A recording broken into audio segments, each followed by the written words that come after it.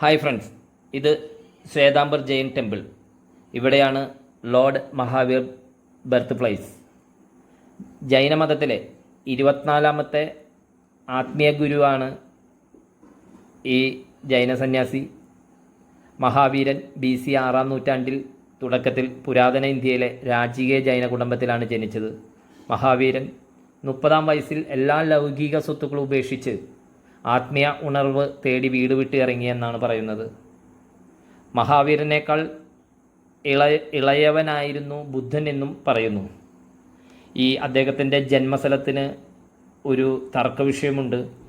ശ്വേതാംബർ വിഭാഗത്തിൽപ്പെട്ടവർ പറയുന്നത് ഈ കുന്തൽപൂരിലാണ് ജനിച്ചതെന്നും, മറ്റേ വിഭാഗത്തിൻ്റെ പേര് ദിഗംബർ വിഭാഗമാണ്. അവർ പറയുന്നത് വൈശാലിപട്ടണത്തിനടുത്തുള്ള ബസുകുണ്ട് ഗ്രാമമാണെന്നും ആണ് പറയുന്നത്. അതും ബീഹാറിലുള്ള ഒരു സ്ഥലം തന്നെയാണ്. ഈ കാണുന്നതാണ് ജൈനക്ഷേത്രം. നമുക്ക് വീഡിയോ അനുവദിക്കുന്നില്ല. ഇത് രാവിലെ തിരക്കില്ലാത്ത കാരണമാണ് ഇവിടെ വരെ കയറ്റിയത്.